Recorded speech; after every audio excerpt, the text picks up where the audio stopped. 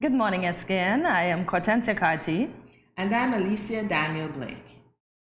Today we have a look at the weather first, and it's partly cloudy with a 20% or slight chance of showers, a high of 88 and a low of 75 degrees Fahrenheit.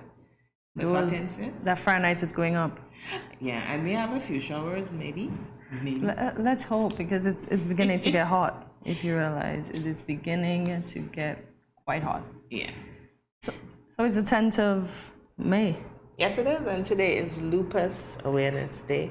And so today we both are wearing our purple and our little ribbon here. Yeah, to represent. And we know that lupus is an autoimmune disease, so it's basically your body attacking itself. Why? The body does amazing things, and then it does things that we wish it won't. Mm-hmm. So, yeah.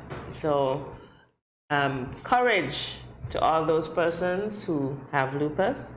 And this is a day on which those persons like us who don't know certain things, let us know, and let us know that we need to be empathetic.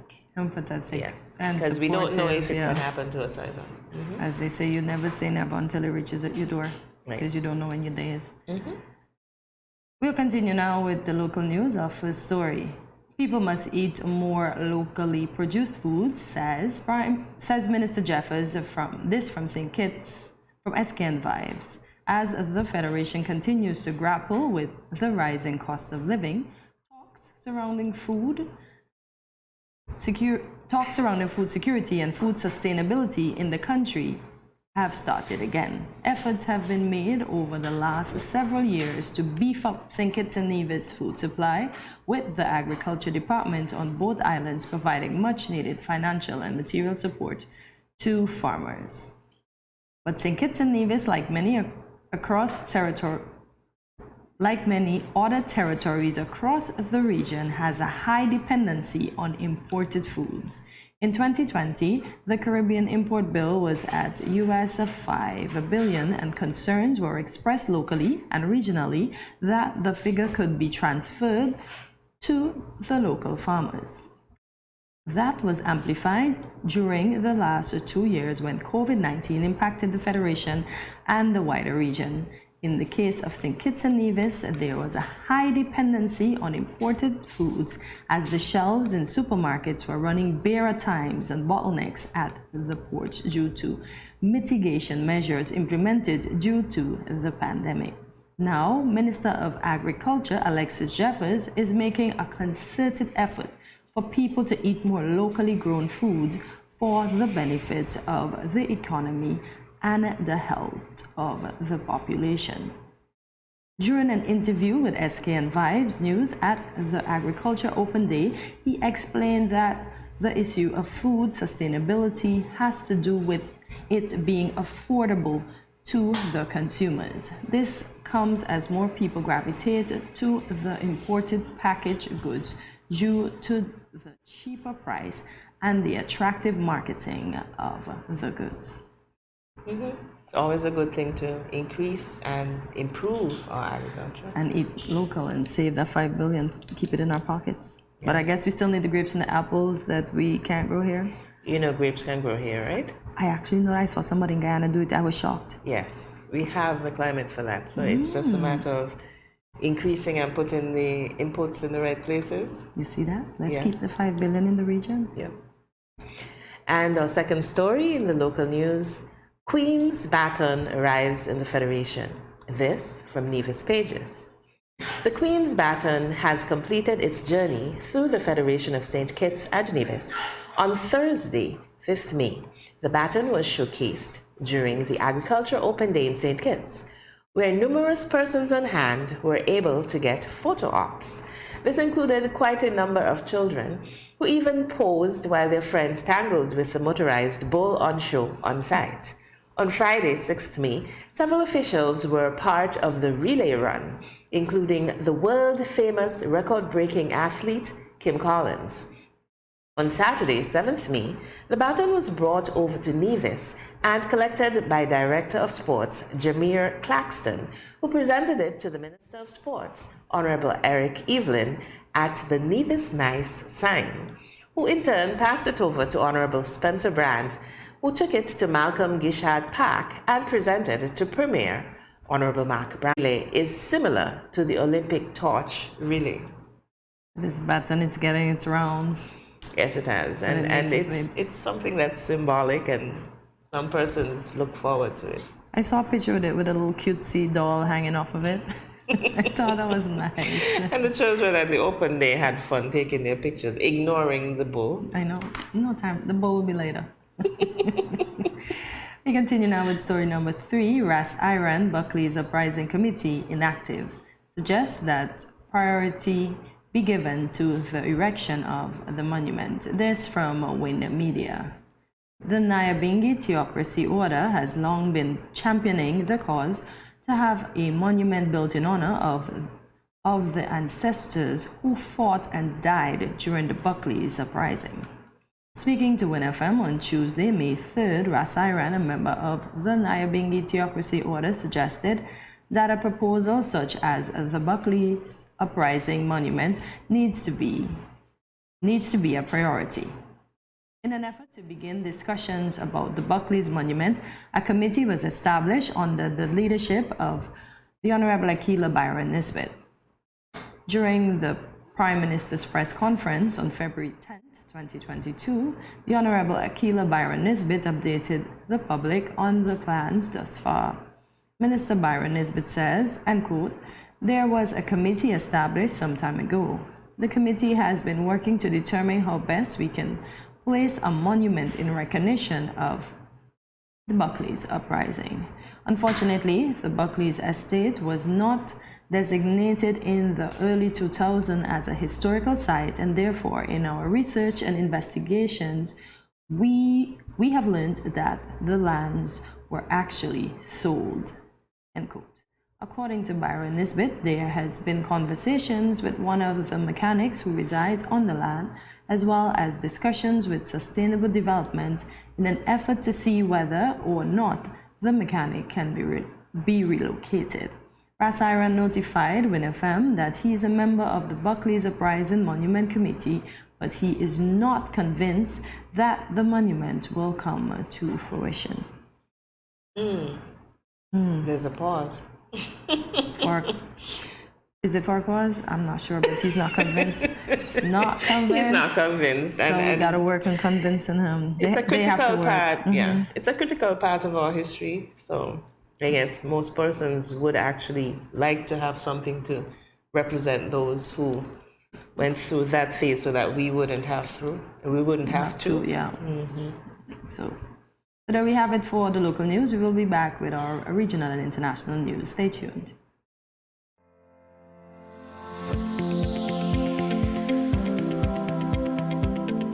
Consuming excess salt can lead to heart attack, high blood pressure, and even stroke, and other health-related conditions such as kidney disease.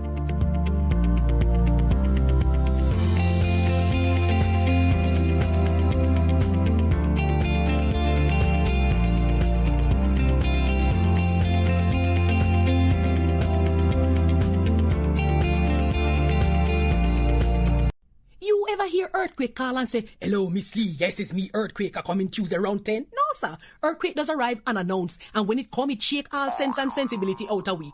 Remain calm, stay inside, and do the DCH. Drop, cover, hold on. Once the shaking starts, you know it's earthquake. Make a quick move to a safe place. Don't run to the door, we are in the exit. Stairs might block up or full of people. Elevator, avoid that, because you might get in and poof, power gone, and you're stuck in that box without ear. Take cover under a strong table or a bed, or crouch against an inside wall or in a corner, and cover your face and your head with your arms. Remember, DCH, drop, cover, hold on.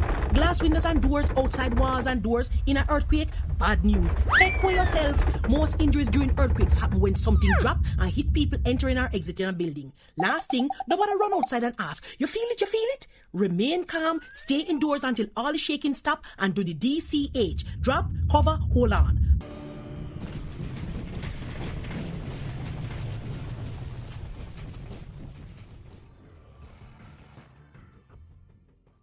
Let's face it, most parents or guardians don't want to think about their teens having sex, let alone contemplate the possibility that they might get pregnant or get someone pregnant. Teenage pregnancy is a situation that involves female adolescents. A teenage female can be pregnant as early as age 12 or 13, although it is usually 14 and older. The fact that teenagers become pregnant is related to many factors. Here are some tips to decrease teen pregnancy. Teach teenagers comprehensive sex education. Target messages at teen boys, not just girls. Get the whole community involved.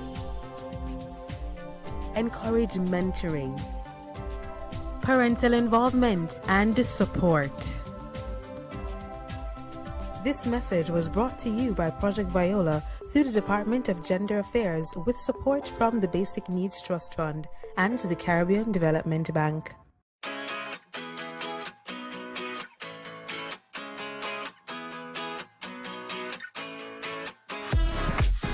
No cash, no card, no problem. Dad, embrace the freedom.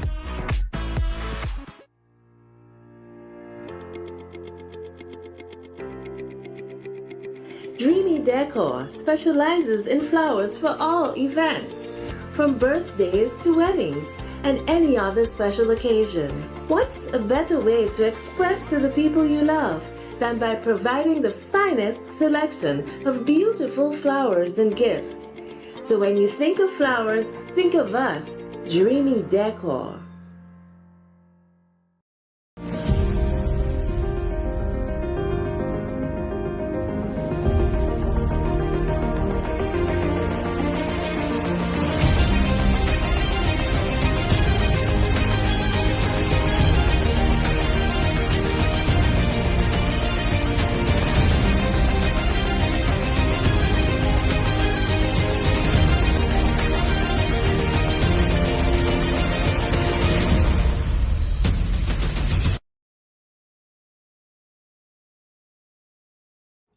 Welcome back to Good Morning SKN.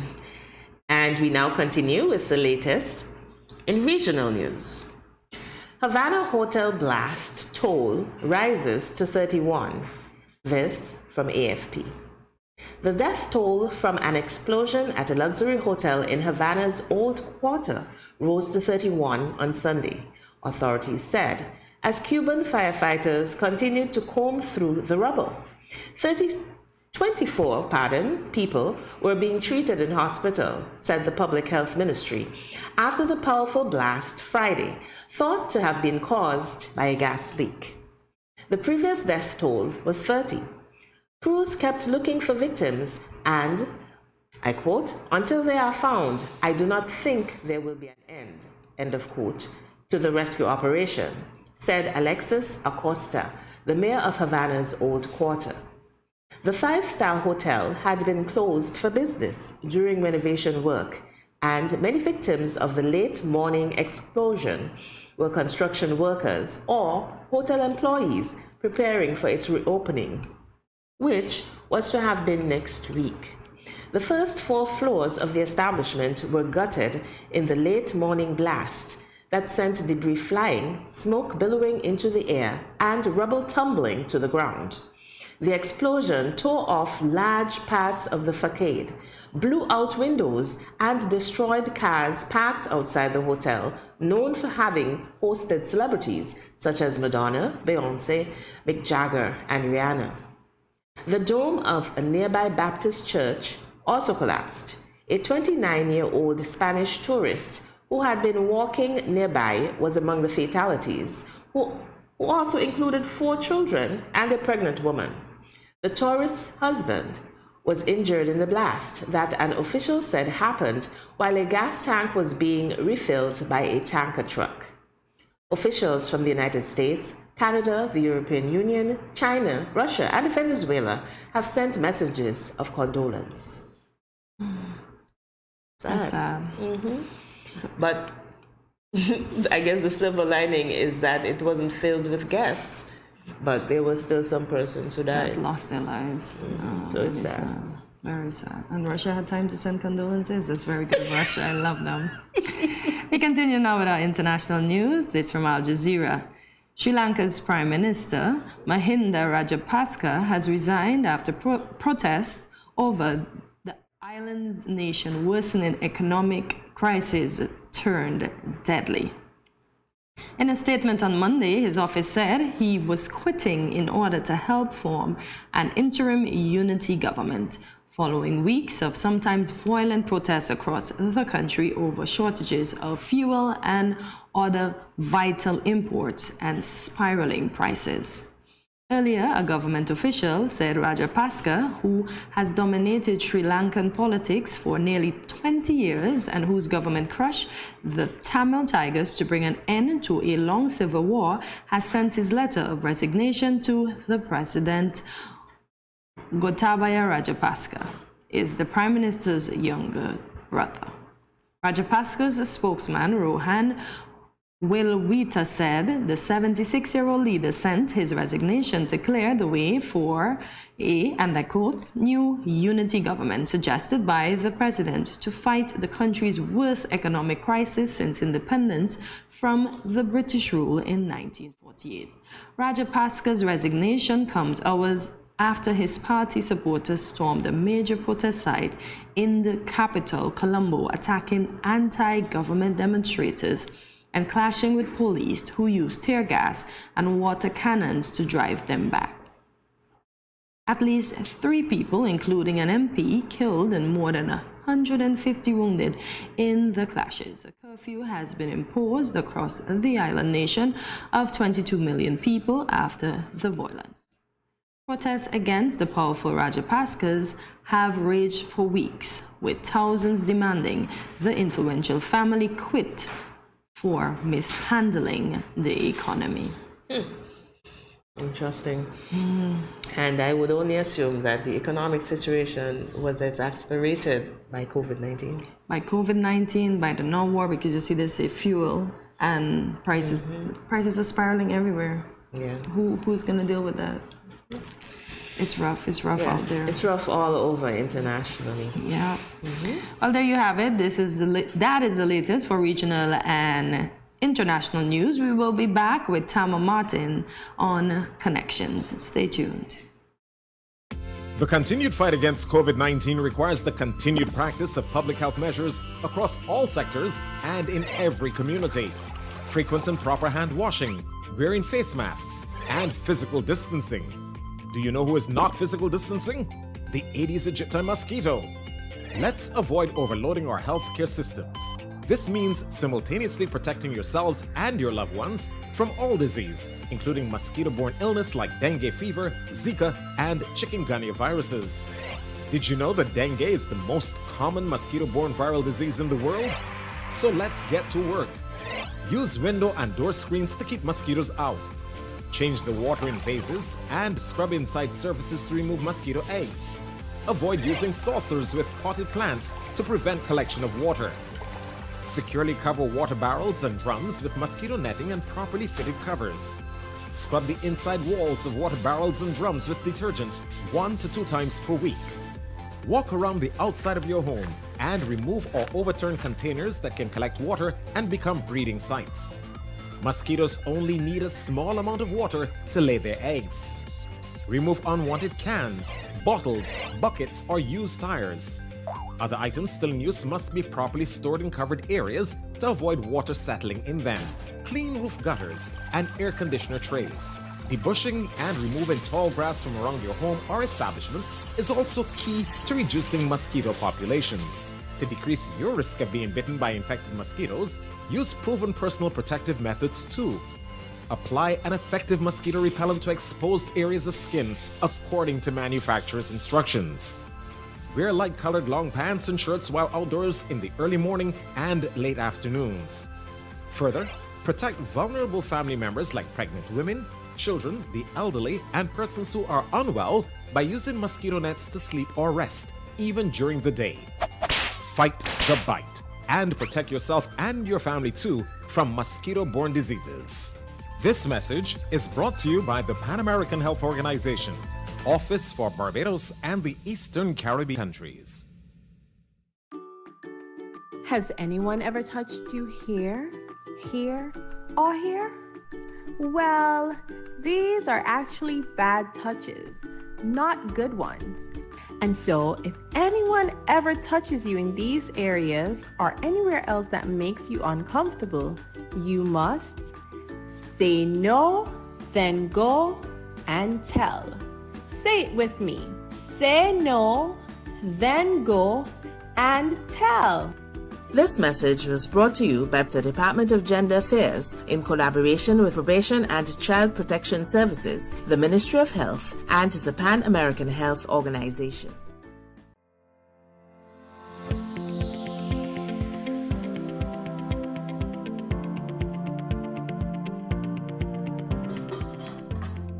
As a hypertensive patient, in my home, I reduce salt intake by not adding salt during the preparation of my food, not having a salt shaker on my table, limiting the consumption of salty snacks, and choosing products with low sodium content.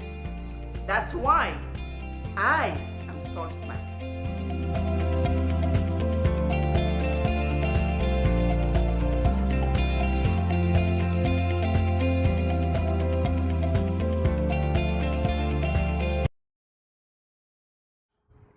Welcome back to Good Morning SKN. Now we have someone who was born and raised right here in St. Kitts. Tamar Martin has over 16 years of experience in the performing arts as a dancer, actress, pianist, and singer. She also is said to have a versatile look and has that presence that causes all eyes to gaze in her direction. Today, we have the absolute honor of speaking with this multifaceted performing artist, Tamar Martin, on GMSKN's Expressions. Welcome, Tamar. Welcome. Oh, thank you. Thank you very much. That is very kind. Thank you. And now, for your first question, you are currently starring as Stacey Ann in The Kink in My Hair. That's a musical. And we have a clip of that trailer. Let's have a look. Okay.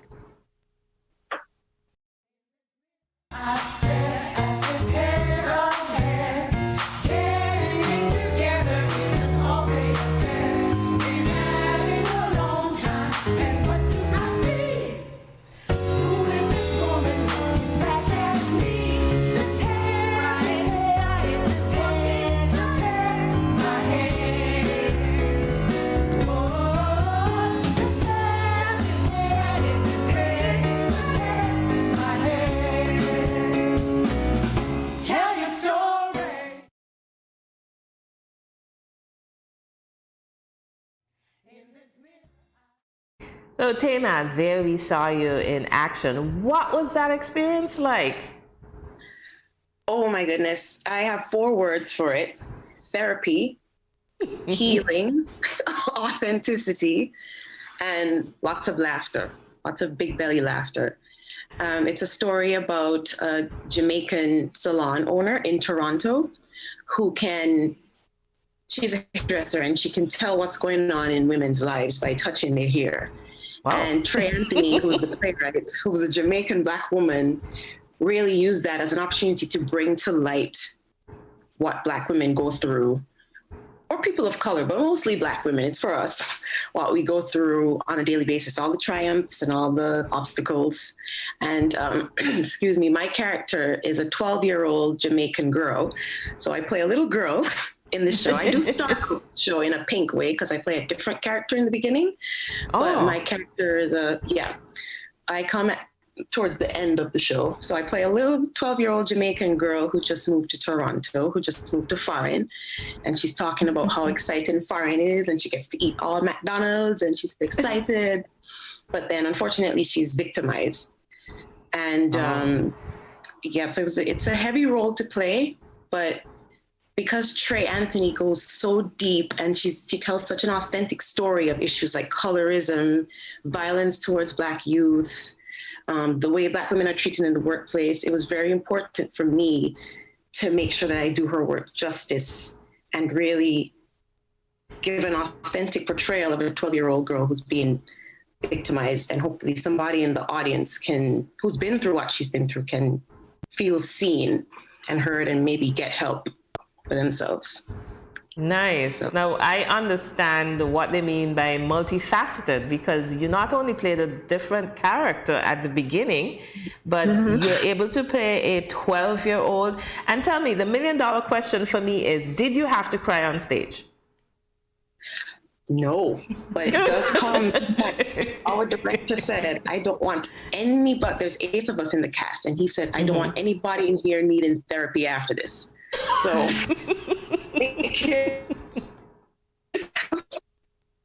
but I have to admit, it does. The role of Stacey Ann requires me really to dig deep and really open up myself, because I care so much about helping other people. So I do. The tears do come sometimes, but yes, I do.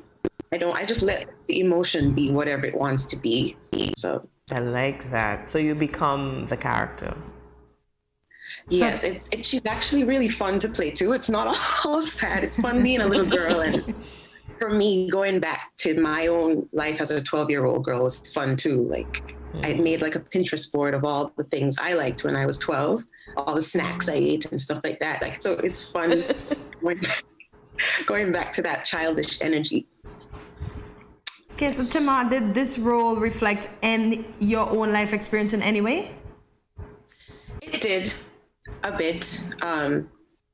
I did grow up, I did spend most of my life in St. Kitts, so I did not emigrate from St. Kitts as a child, but I don't want to spoil anything, but I did go through a bit of what Stacey Ann has been through. So that's what made this role even more of a huge responsibility for me, to make sure that I show our plight. Yeah, okay, good stuff. All right. Yeah. So let's switch a little bit now. You also recently played Mary Wilson in The Soul of Motown. Did any particular night of that musical stand out for you? Oh, yes. The first night did.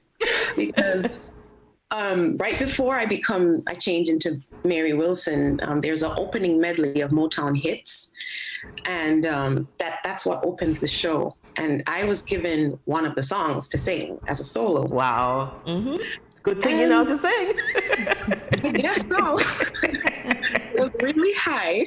And I don't normally sing in that high range, like in the soprano range, but our musical director worked with me, and between the choreography and the costumes and the lights, that first night, I was so nervous. My mouth was so dry, but somehow I pulled it off.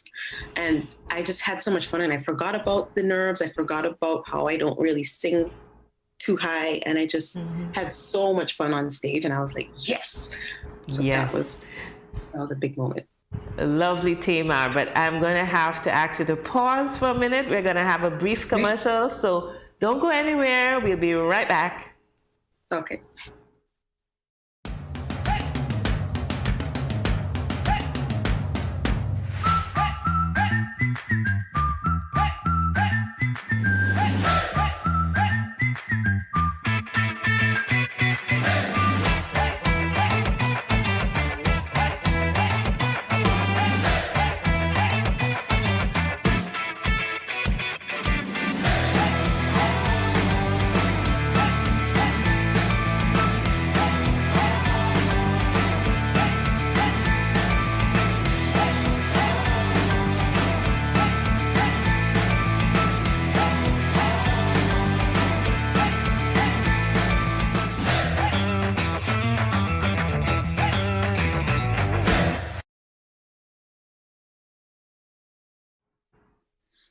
And we're back on Good Morning SKN as we continue this interesting conversation with Tamar Martin, the multifaceted performing artist who was born and raised right here in the Federation of St. Kitts and Nevis.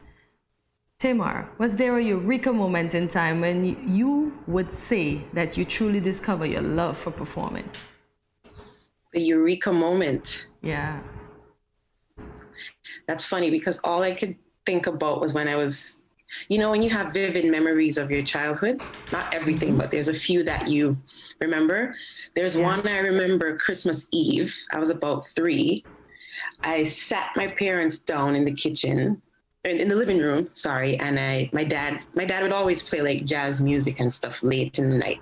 And I remember every year, I remember the Christmas, I could see, the Christmas lights, everything strung around the living room. And I would always make them sit and watch me dance. And I would just do whatever. And I don't know if that was a eureka moment at 3 years old. Okay. I just remember the feeling. And just as Oprah would say, your aha moment. 3 or 4 years old, I guess. Wow. Yeah, from that early, you loved performing. So, but tell us a bit about you now. Your name is unique. It's spelled Tama, but it's pronounced Tamar. Tell us about that. What were you told about your name? Well, I was told that my great-grandmother on my mother's side passed away. So a lovely lady by the name of, I'm sorry, Mommy, if I'm doing this right. A lovely lady named Tama Vanterpool looked after my grandmother. And so I was named after her. Ah, so it's Tama. Tama, yes. Tama. Oh, okay. Yes, all right. It's short for Tamara or something else. That's it. Tama. Nice. I love the emotion behind that name. Yes. So tell us a bit about your training for the performing arts. Because at 3, you loved performing, but was there any training involved as you grew older? Yes, my mother and my father took me to my aunt's dance school, the Children's Dance Theater. I started when I was 6, and I learned ballet, jazz, Afro-Caribbean there. When I got to 5th form and graduated, I started teaching there, actually. I teach the interesting. This group. And then I did Clarence Fitzroy Bryant Dance Ensemble. I danced there.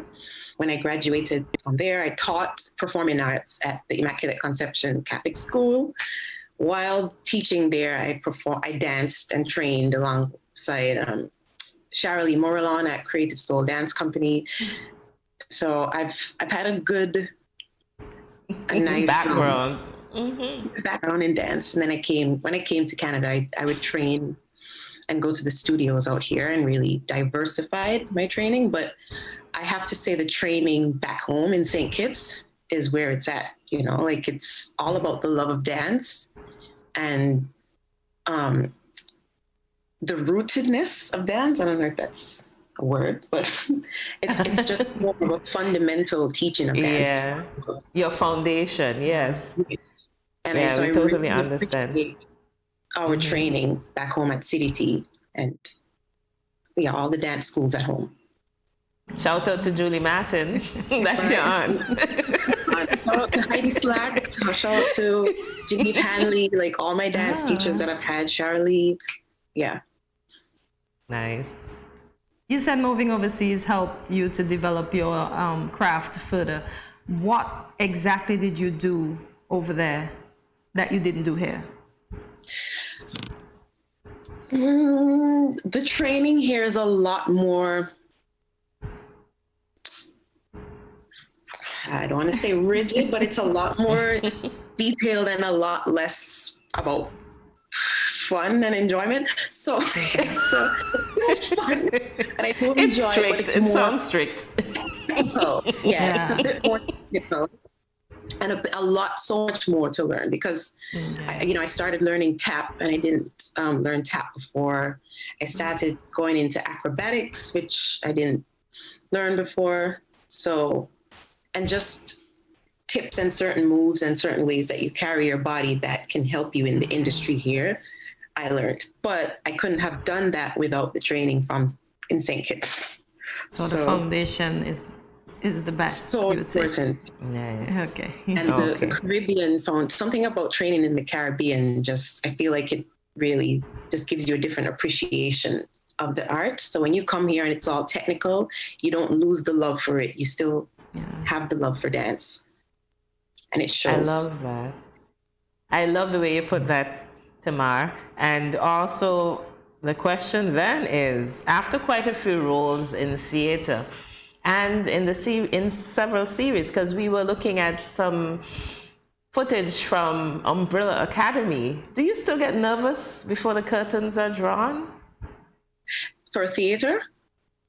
For both, for theater as well as the series that you've been in. Or is it a different atmosphere? If it is, specify the two. Yes. Theater, definitely the butterflies are there every night, no matter how many times you do the show, because it's live and the people are there. They paid their money and they're watching. So that is definitely more nerve-wracking than when I did Umbrella Academy, when you're on set and there's a camera you have to play to and you have multiple takes and multiple tries at stuff, whereas it's one show and the pressure is on you to get it right, but have fun, of course. But yes, when you do a series, you do have multiple takes and you're playing to a camera and you get different angles, so you end up doing a 5-second clip maybe 20 times, sometimes maybe more. So it's a lot of fun though. People often ask me to pick which one is my favorite. Yes. I don't know if I can, but I do love dancing live and performing live. The energy of having an audience, like I told you, I used to tell my parents to sit down. Yes. Make up a dance. So it's just, I like to see the smiles on their faces. And nice. So in one sentence, sorry to cut you off, in one sentence, because we're pressed for time now, tell someone interested in acting in St. Kitts and Nevis what they should expect. Tell them, go for it. In your own words, what would you say? In one sentence. We're pressed for time.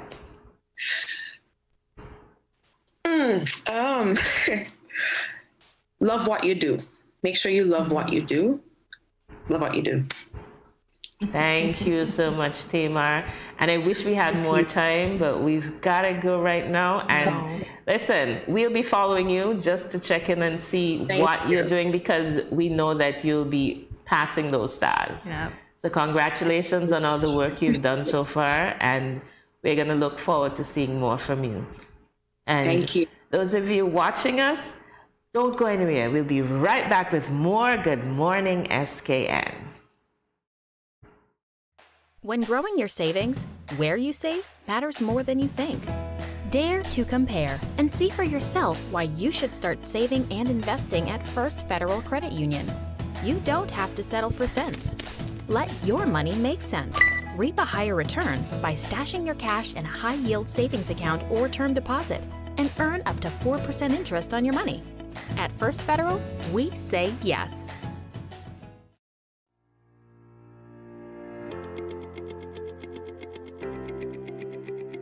Dreamy Decor specializes in flowers for all events, from birthdays to weddings and any other special occasion. What's a better way to express to the people you love than by providing the finest selection of beautiful flowers and gifts? So when you think of flowers, think of us, Dreamy Decor.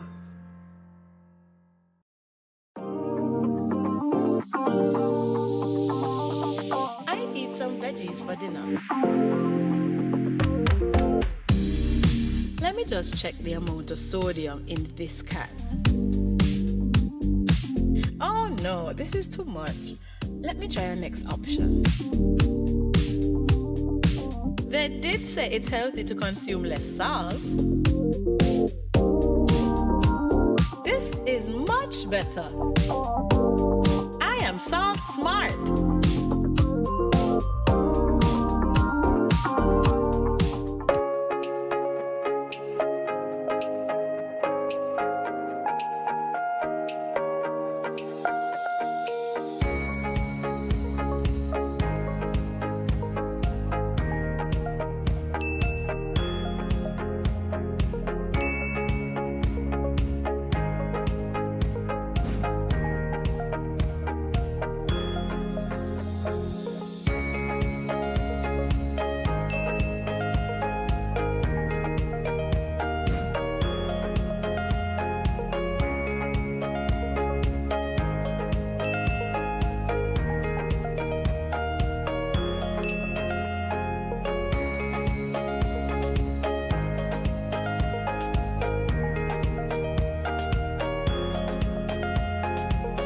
no cash, no card, no problem. Jad, embrace the freedom. Hi. If you are a smoker, please pay attention to this message. According to the World Health Organization, there are 1.3 billion smokers in the world today, and tobacco kills 1 out of every 2 smokers.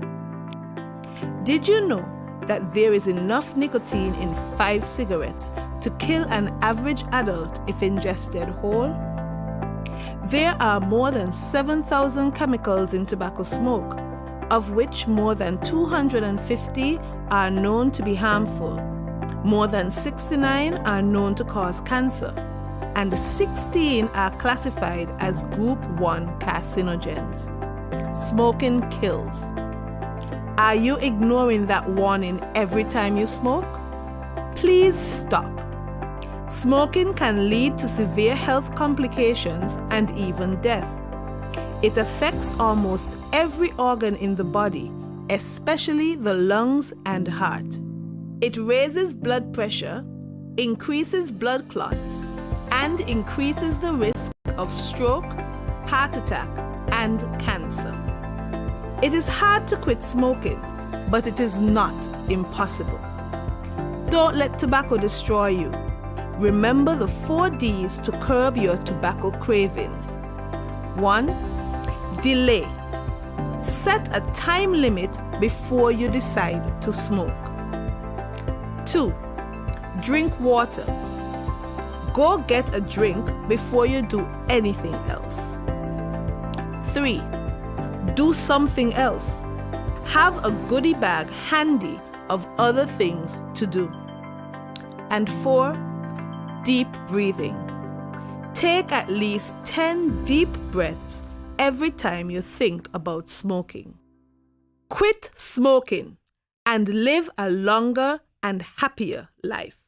This message is brought to you by the Ministry of Health, St. Kitts and Nevis.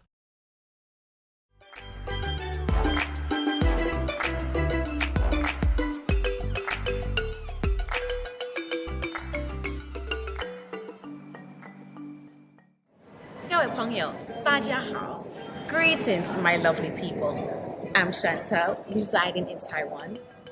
12 hours time difference. It's nighttime here, morning time in SK. I'm busy and on the go.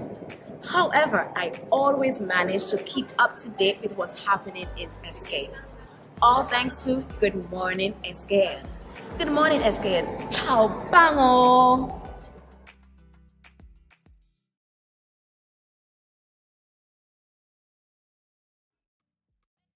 You're watching Good Morning SKN. It is Mother's Ocean Day. Today, people all around the world pay homage to the incredible force of nature that is the ocean, which houses over 1 million different species, many of which are endangered or threatened.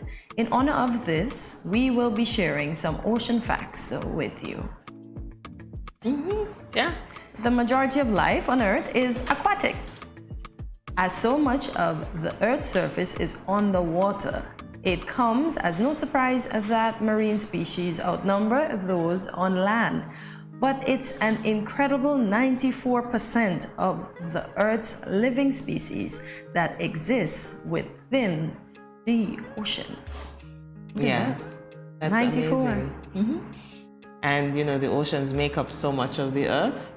So it's only fitting that much of the life is within. So I mean, maybe Atlantis is on this. Try it, hoping. I don't know about that, but who knows? Who knows? And there are so many creatures in the ocean, and they're still finding more. They're still finding more because we basically know about those that are in the upper level of the ocean. So what's your favorite sea creature? I don't think I have any. I think mine is a dolphin. Oh no, I think because I do they're have one. So intelligent. I like the stingray. And but the dolphins are so intelligent. They help people and they're very friendly towards people. They are. You remember Flipper? Yes, I do. Yes. That was one of my favorite shows to watch when I was young. Yeah. And because it did this intelligent dolphin. So those of you out there who don't know Flipper, Google it and you'll see exactly what happened. It's a very old show. Yeah. And the dolphin, the dolphin, me and sounds. You and the animals sounds period.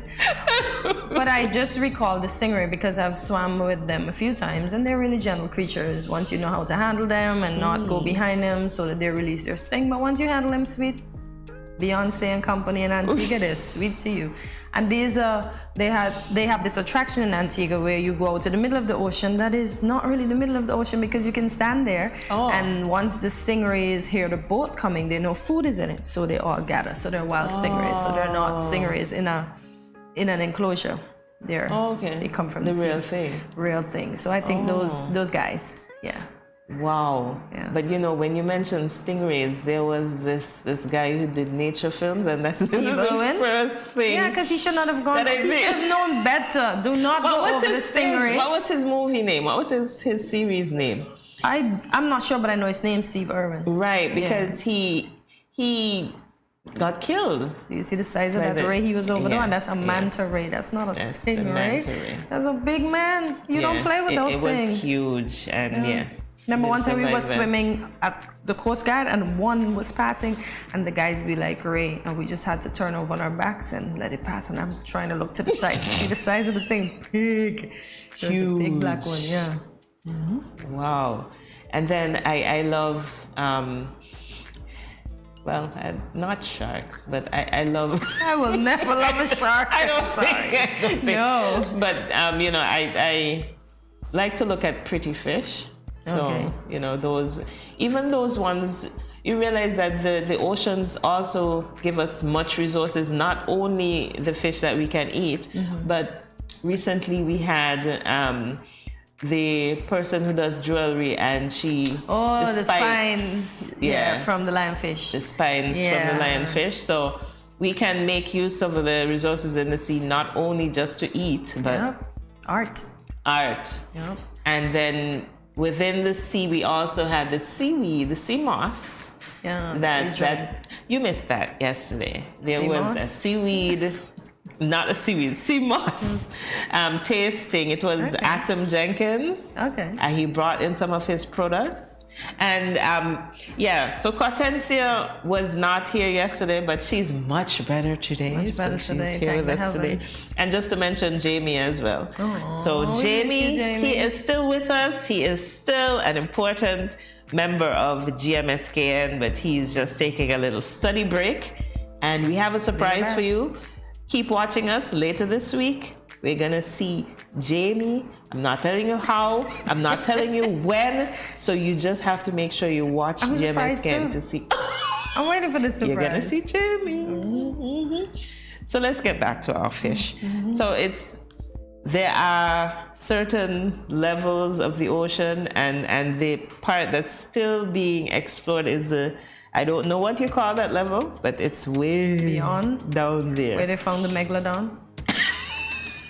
Yes. According to them. Maybe he's down there. Maybe he's down there waiting to come up. It's where the different creatures, you see some of them with the light to attract the others to have a meal. Imagine that. So to eat. They have this, I remember looking at one, I don't know the name of course. But it's ugly.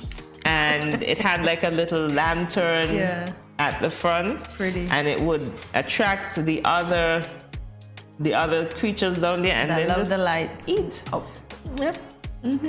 People sometimes. And they're beautiful actually, but ugly. That's why they tell you when you feel like you're going, don't go towards the light.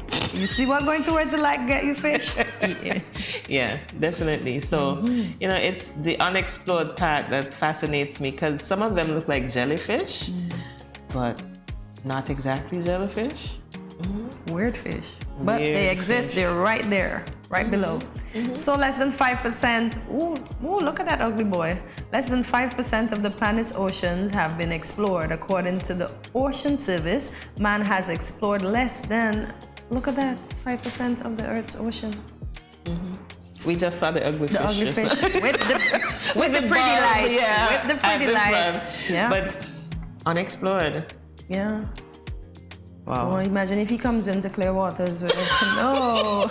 No, I'm not sure that if they can survive, because I think they say some of them are blind.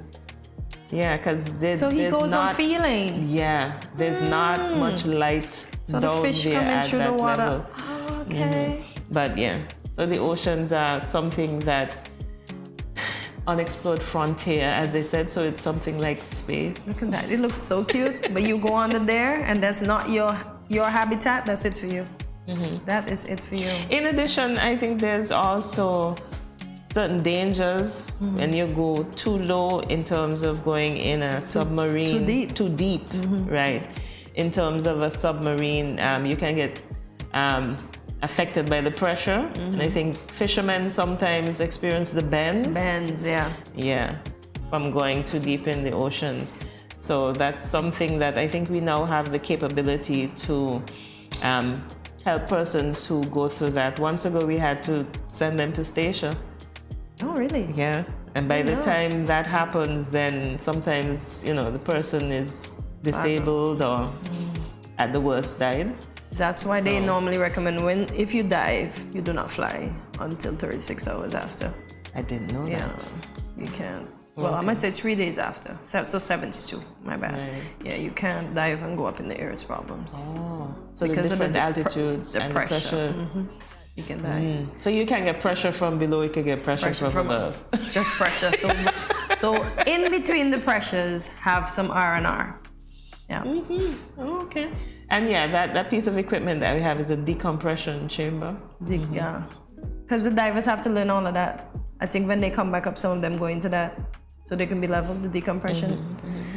Even they go too low. Yeah. See, we don't dive. Do I want to dive? No. I don't think so, especially with that fish that I just saw. No. But the oceans are so important to us. There are more historic artifacts under the sea than in all of the world's museums. Around 1,000 shipwrecks lie off the Florida Keys alone, some of which are within the Florida Keys National Marine Sanctuary. Other underground museums have been created in recent years, including the Mediterranean's submerged bronze statue, Christ of the Abyss. Interesting.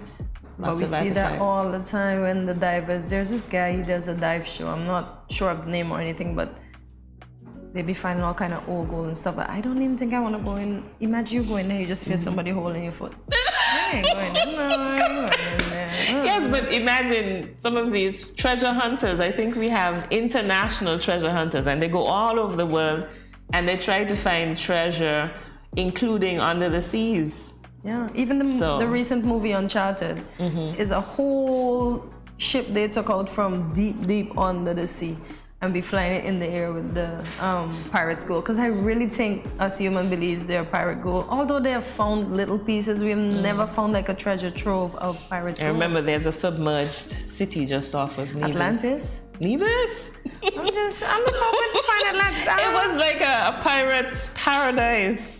Queen city, yeah. Nevis has some good history. It would be interesting to go under just to see what's under the sea. That's why Sebastian does that.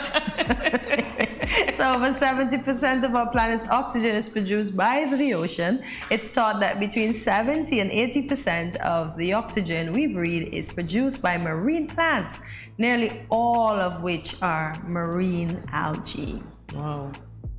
I didn't know that. Look at that. So the ocean is, when we are thinking it's the air owners, it's the ocean that is supplying us. It's critical to life. Let's just put it that way. It's supplying us so much oxygen. Why is it I cannot go under there, even when I'm like, what do you call it, snorkeling without a little fin to breathe? I was supposed to be able to breathe under there, right? So maybe there is an Atlantis. I think the liquid is too much. Too much for us. Yeah, so that's why we need to go under with tanks. And but that pretty ugly fish make it so easy, huh? He just swims through like, yeah, look at me. Look at me and come get something that I have. Oh, look at that. Look at the shark. And you know, those fish, the cleaner fish. I don't remember the correct name for them, but yeah, it just reminds me about cartoons where they go in and they clean. Yeah, with the bigger brush. fish. Yeah, the bigger fish. Yeah. So the ocean it's a cycle. Everything takes care of itself. That's the way it was created, and that's something that we can. Like I always think have of the fun ocean with when it's cleaning itself, like it's just having a mouthwash day, because then it smells real funny and then it comes back to smelling good. And sometimes not calling them, but sometimes after a hurricane, it's like the ocean would have come in and taken some of the sand, etc., and it's like a whole new area on the beach. It's clean. It's clean. Yeah.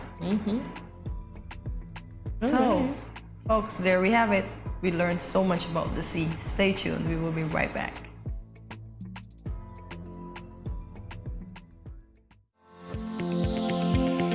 Salt is an important part of the human diet, but most of us consume more than we realize.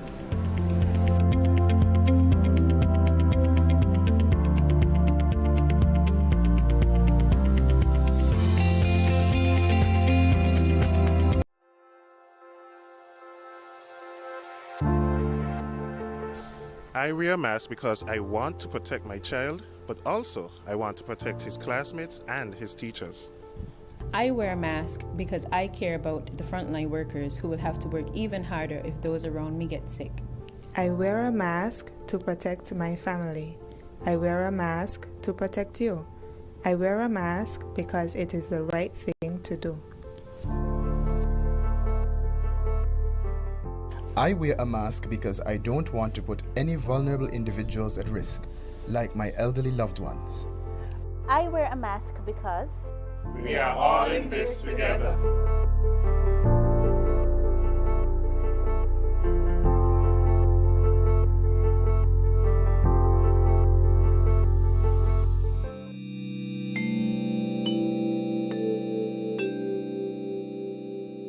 Everyone is encouraged to adopt a healthy and positive approach to daily life. Here are a few friendly reminders. When you go to the local market and food vendors, remember to maintain a social distance of 6 feet or 2 meters apart. And always wear your mask. Always keep your hands clean. Wash your hands with soap and water or use an alcohol-based hand sanitizer. When dining, choose restaurants with staggered seating. This will lower the risk of transmission. If you have a fever, cough, or other respiratory symptoms, please wear a mask and seek medical care immediately. Rest at home and do not visit the food vendors, local markets, or restaurants.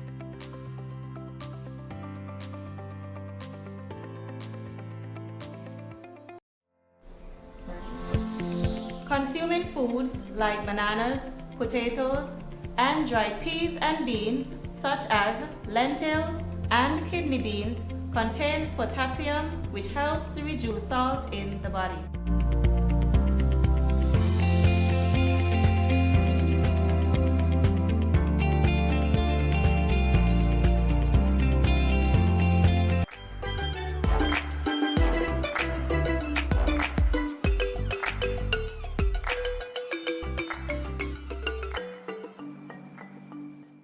Good morning, this is Carol from Lux Carnival, and I listen to Good Morning SKN.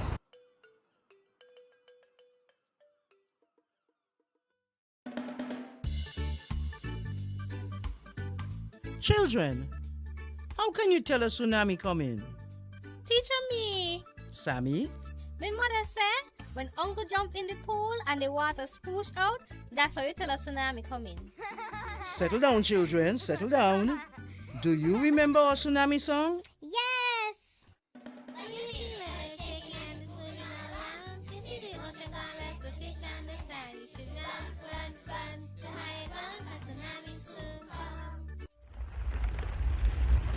Mommy, Uncle not here and the other shake. Hush your mouth. Daddy, Uncle not here and the sea gone. Who cares? You don't see all them free fish? Quick, Give me the bag. This is how you tell us tsunami I come. Teacher says so. I would have failed in school, you know. Sammy, come, let me go. They would have failed anyhow. Let me run, see Sammy.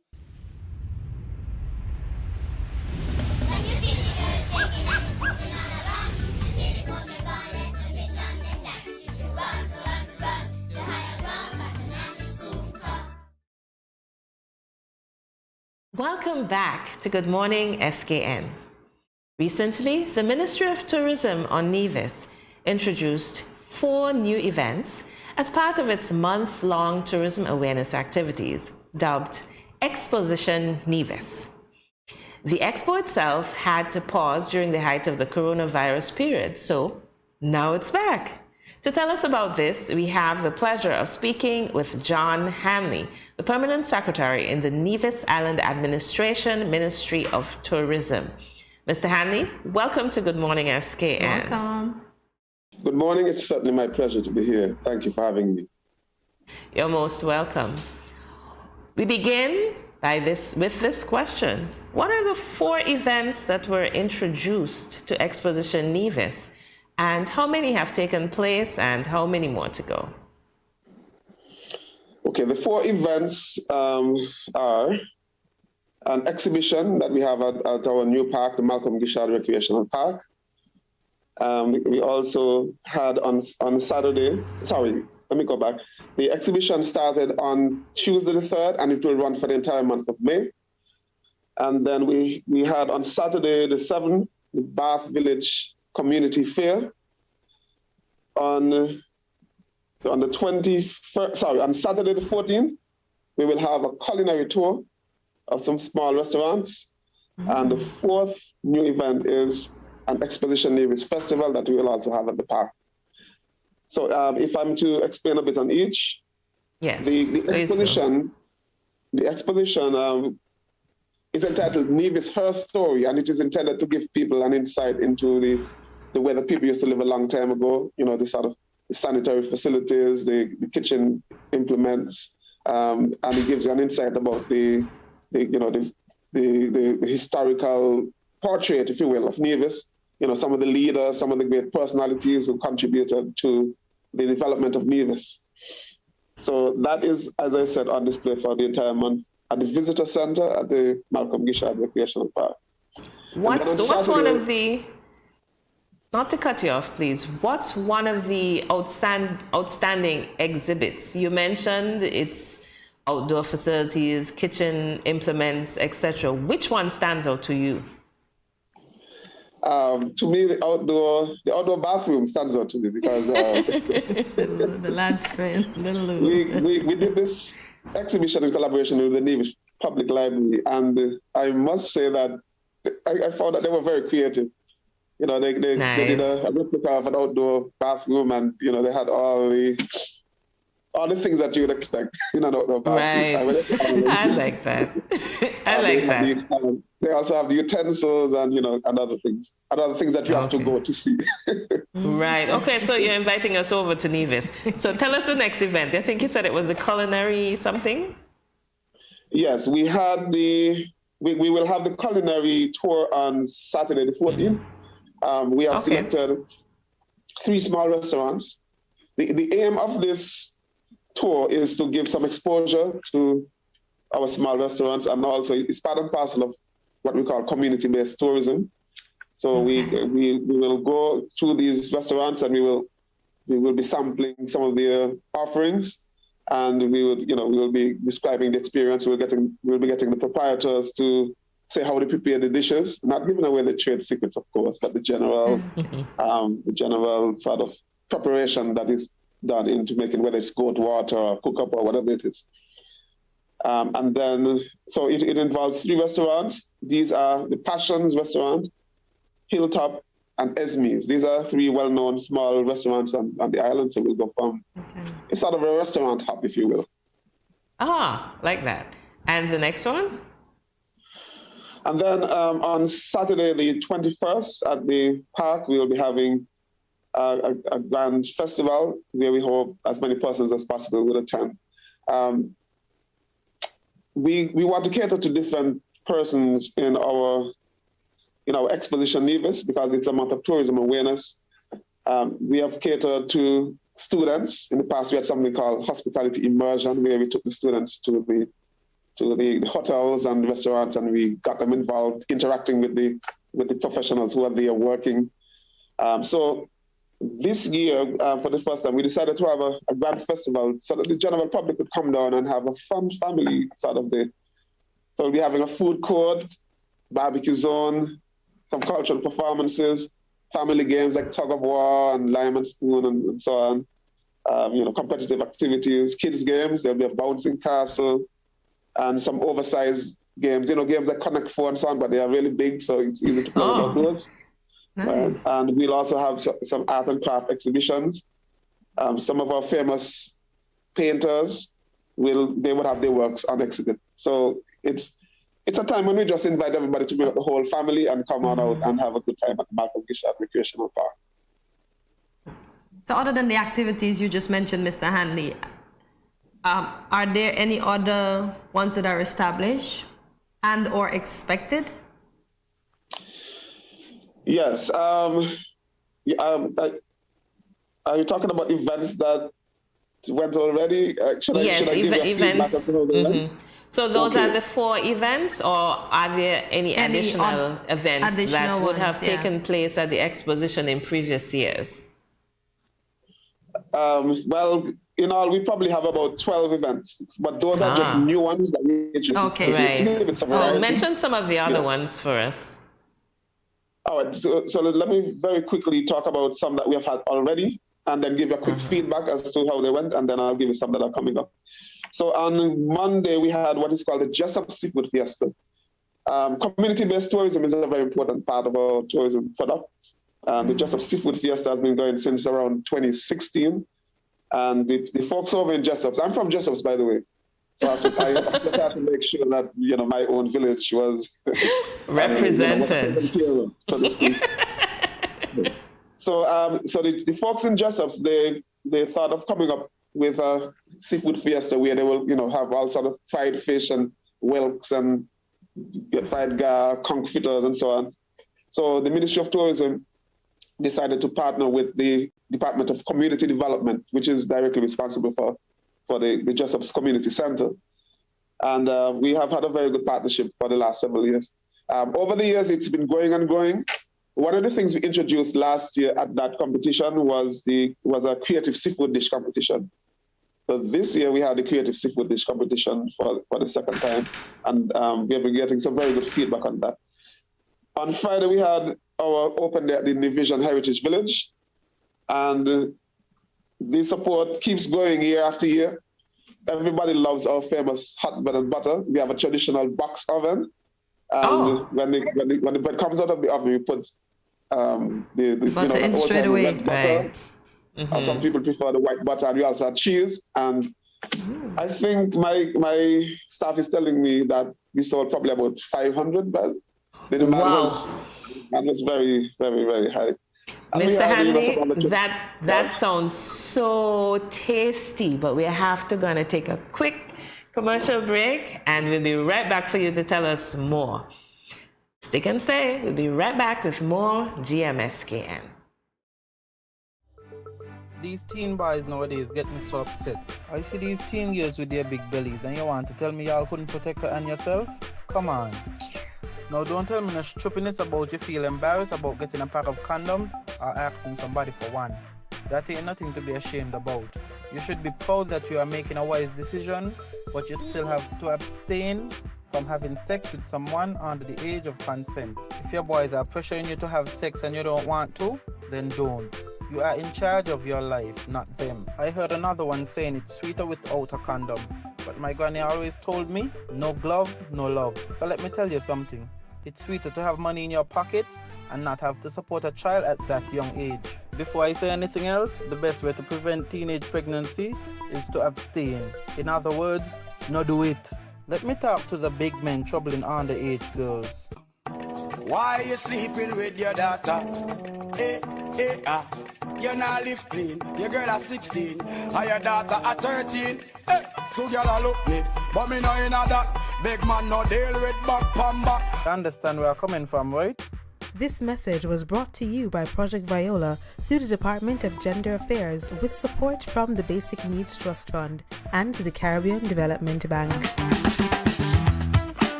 Welcome back to Good Morning SKN. We are speaking with John Hanley, the Permanent Secretary of the Ministry of Tourism in the Nevis Island Administration.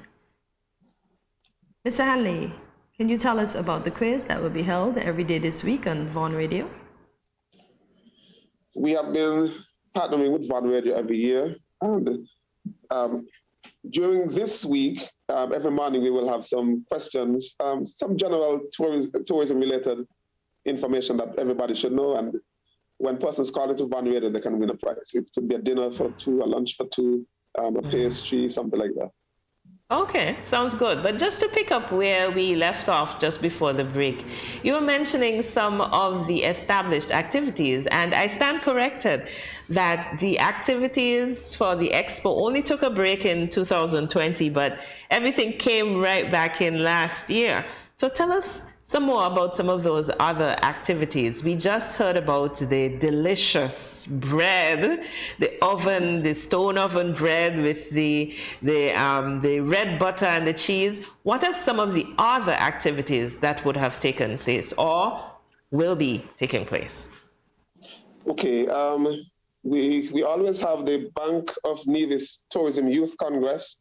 The CTO, every year they have a youth congress, and each year it's rotated to a different Caribbean country. So during our month of activities, we select the local representative. I understand that the CTO will have their congress in the Cayman Islands. So our young people are really looking forward to representing Nevis there. Nice. Then we also join up with the New River Farmers Association. They're going to have an open day. So then we'll get an opportunity to see agritourism in action. Sometimes we light the chimney so that the persons can see what the New River sugar mill looked like back in the day. Oh, I don't think I've ever seen that. I do need to come over. Certainly. You need to go. And then we of course want to involve our students. So we have had an essay, a creative video and photography competition. So the results for that we should have the prize giving for that on the 31st of May. Are those things going to be posted online so that we can see? All of our activities are posted on the Ministry of Tourism Facebook page, Ministry of Tourism Nevis. So it's very easy to find. I have to check it out. Okay, you will continue. I was saying that we also have an entrepreneurship workshop Thursday the 12th. Now, the reason why we're having this entrepreneurship workshop, it's in line with our theme, Rethinking Nevision Tourism. As we come out of the COVID pandemic, we have to change the way that we do things. We have to evaluate our strengths and also our weaknesses to see how we can move forward. And one of the ways is to encourage entrepreneurs and women in particular, because sometimes they get marginalized. So we see this as a means and as a method of encouraging our entrepreneurs, our women, to move forward and to expand and diversify our tourism products. Nice. Okay, so those are the activities. So there was an event that we're going to ask you about, and that is, which event is your favorite, or which event do you think promotes Nevis the best in your estimation? I would have to say my all-time favorite event is the event at the Heritage Village. Okay. So that to me, that brings up the traditional elements of Nevis. every year we invite the old folks, the senior citizens, and if you see how they are dancing to those old time songs and just buying up we also usually have cornmeal and fish, and that is something that a lot of them love, as well as hot bread and butter. We also have something called cassava moussa, which is the consistency is almost similar to cornmeal. Okay, it's a cassava meal. Cassava meal. Okay. And that's with fish or mackerel or something like that. So is it made the same way? Do you know? Yes. Is it made the same way as cornmeal? You boil it and then mix it in? Correct. That's new to me. And you can put okra in it in the same way as the same way. Put it in the cornmeal. Okay. So, Mr. Hanley, why have a Tourism Awareness Month, and how can the general public get involved? It's very important to have a tourism awareness month because tourism is the backbone of our economy, and the general public needs to be fully aware of the importance of the tourism industry and understand how they can get involved. One of the things we realized when the COVID pandemic came on stream on board is that a lot of persons did not know about their own tourism product. So our theme last year was fostering domestic tourism, where we encourage persons to visit the local heritage sites, experience their own excursions, etc. Persons were not able to go to New York and England that summer, but a lot of persons visited the Heritage Village and New River and some of our other sites, and they had never done so before. So that was a good opportunity to get them to be involved in their sites. So the short answer is it's important for divisions to know about their own tourism product. And in doing so, then they'll be able to help us at the Ministry of Tourism as well as the Tourism Authority to promote the destination. I like that, Mr. Hanley, because during that same period when persons from Nevis weren't able to travel, we did a lot of inter-island travel. So persons from Nevis would come over to us in St. Kitts, and persons from St. Kitts would come over to Nevis. And so it's really key what you just said. It's very important to know about our islands with an S. So we need to share that information, because if I come over and I said to somebody, I would like to taste some of that cassava, what did you say, cassava moussa? Moussa. She's got it down. I would have to, somebody should be able to guide me to where I can go to get some of that cassava moussa. So thank you. Divisions who have never been to Brimstone Hill or the Eco Park, that would have been a good time for them to visit our sister islands. Yeah, so it's very important for us to keep that connection between the islands and really get to know each other better. So thank you, because today you let us get to know you, Mr. Hanley. So thank you very much, and your island of Nevis, which forms a part of the wider Federation of St. Kitts and Nevis. Jessup's fish fry that I'm looking forward to next year. That's what she's enjoying. Well, now that I have your contact, I will send you the flyer early. Ooh, thank you so much. So we'll be right back after this short commercial break.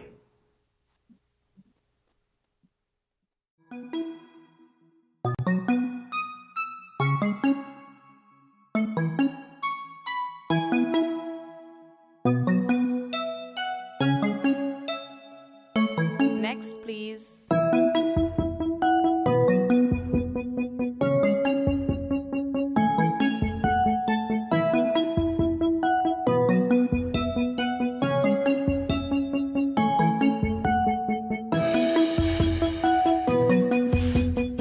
Good morning, Mommy. How are we today? We are okay. I brought in Bobby to get her first HPV vaccine to secure her from this cancer-causing menace. I'm just trying to make sure my girls have a chance at enjoying life, you know? You look unsure about something. Are you okay? I'm a little nervous. My boyfriend found a lump here the other day, and now I'm freaking out.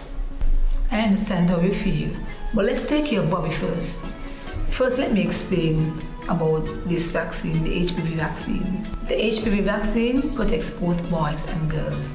This vaccine can prevent most cases of cervical cancer and some cases of sexually transmitted infections. Mommy, that's it for Bobby. Can we talk privately for a few minutes?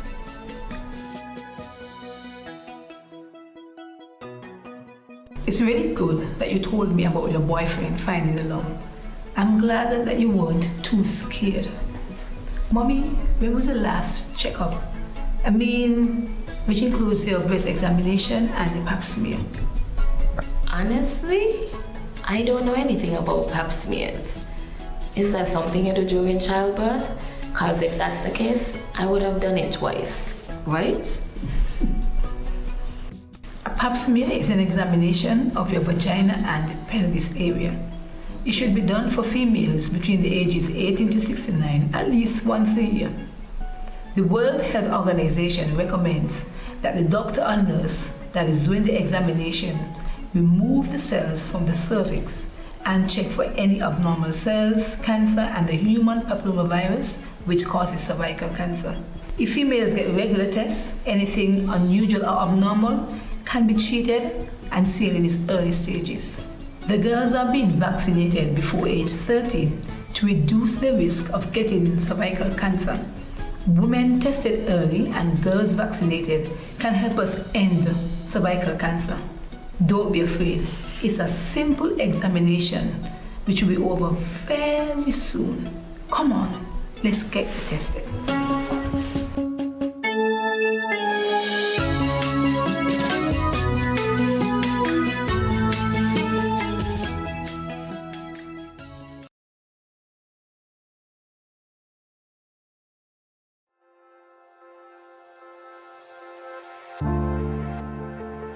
I wear a mask because I want to protect my child, but also I want to protect his classmates and his teachers.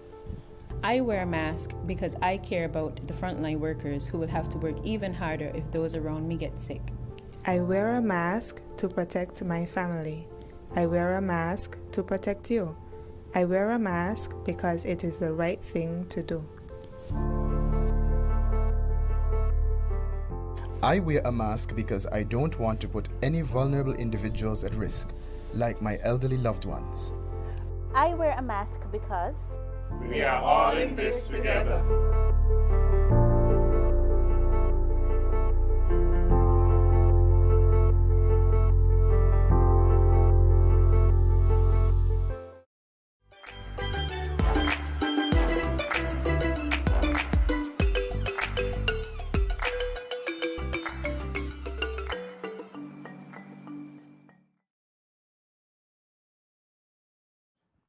If you're joining us, you are in tune to Good Morning SKN. It is our pleasure to have in studio with us today someone who is literally an all-rounder. He is the founder and owner of Skerritts & Associate, which is a... Wait, hold up. Tourism strategy. Which... It's a management business consulting firm that promotes viable economic solutions to sustain tourism-dependent economies. We got that right? Yeah. There you go.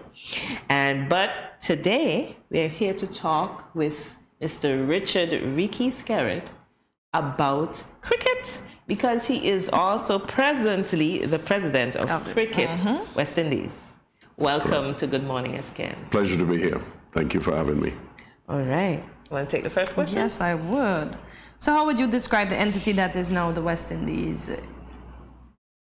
The entity... That is now Cricket West Indies. Well, Cricket West Indies has the responsibility for governing cricket across the region, directly and indirectly through 6 member boards. And cricket, as you know, is a global sport. We have several teams playing in different formats of the game, including women. And those teams perform in actually global tournaments. It's one of the few ongoing global tournaments in terms of world cricket, where you have countries playing against countries from all ends and areas of the world. We're in the Americas. We're the only full member located in the Americas, which means we're in the top 10 teams that play world cricket. But there's several associated members in South America, Central America, and other Caribbean countries, actually, countries that don't form part of Cricket West Indies. So Cricket West Indies is kind of like we're members of the International Cricket Council, and the ICC, as it's called, is kind of like the FIFA of cricket. Okay. I'm on the board of ICC. I'm chairman of the board of Cricket West Indies, and I'm also on the World Cricket Committee of the MCC, which is sort of the home of world cricket. Right. So that's a whole mouthful, and it all involves international cricket. Okay. But how did you become involved with this organization? Cricket has sort of been my hobby for life. I began loving cricket as a boy, like many of us, and played a lot of cricket as a youth. And my first exposure to leadership in cricket was as captain of a local club, renowned cricket club. And then I became the first ever captain of the Leeward Islands on the 19 team. Back in those days, the Leewards and Windward Islands played as one team, called the Combined Islands team. And when they, what was West Indies Cricket Board at the time, now known as Cricket West Indies. You asked me a question earlier. I didn't say that CWI is really a name change of about 7 or 8 years old, which changed from West Indies Cricket Board to Cricket West Indies. A type of rebranding. Yeah, it's a kind of rebranding, yeah. Mm-hmm. But to go back to that, so I had the privilege and honor to be the first captain of the Leeward Islands on the 19 team, and that sort of, to me, put my foot into the arena of leadership, of significance.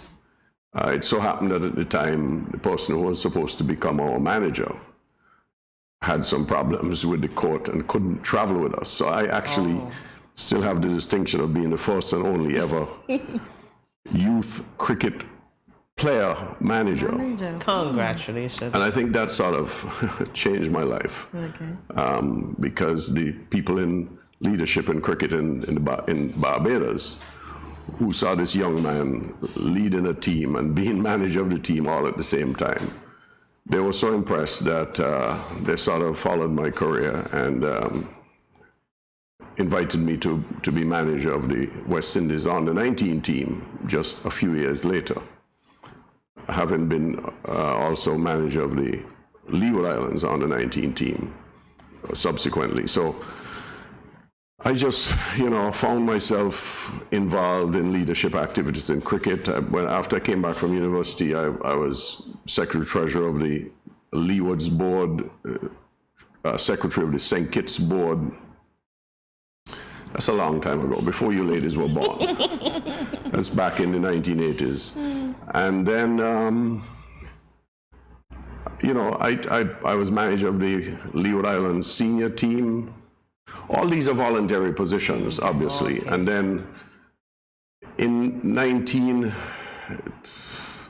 1990s, I got very much deep into business and so on, and I kind of stepped away from active cricket for a while, but I was involved in sponsoring an under-13 festival annually.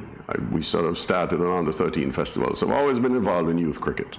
Yes. That's been my passion from my own youth right through to being able to mentor, to sponsor, or to coach, or to do other things. And then when I really got into professional cricket was in 2000 when I went on a really exciting adventure for 4 years around the world, managing the senior West Indies team. Okay. I recall. And later on, as a government minister, CARICOM nominated me to be a representative on the board, to be their nomination to get onto the Cricket West Indies board. Mm-hmm. And that was back in 2013, 2014. So I was a member of the board, and then I got elected. Mm-hmm. The chairmanship, what we call the presidency, is an elected position. I got elected 3 years ago. Okay. Now, that's what I call love for the sport, because many of these positions, as you said, were voluntary. Mm-hmm. So, essentially sports around the region. The people who get into it seriously get in ultimately because of love for the sport and commitment. Some of us may have a kid that we give a little more interest because our children might be involved and so on. But ultimately, you know, that's the problem with sports around the region. Volunteerism is sort of dying. Yeah. Everybody wants to get paid immediately for whatever they do. And there's some jobs that are payable and others that are not. Right. Most people want to be paid. So Ricky, hold that thought. When we come back, we're going to delve a little bit more into volunteerism, as well as even trying to get us at the level where we can get paid for some of these roles. So we'll be right back. Don't go anywhere. We'll be right back. Savings, where you save, matters more than you think. Dare to compare and see for yourself why you should start saving and investing at First Federal Credit Union. You don't have to settle for cents. Let your money make sense. Reap a higher return by stashing your cash in a high-yield savings account or term deposit and earn up to 4% interest on your money. At First Federal, we say yes.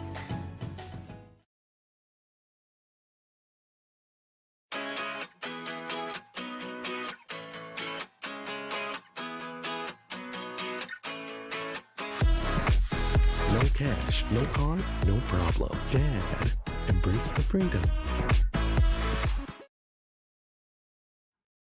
We are speaking with Richard Ricky Scarrett, the president of Cricket West Indies. So welcome back to Good Morning SKN.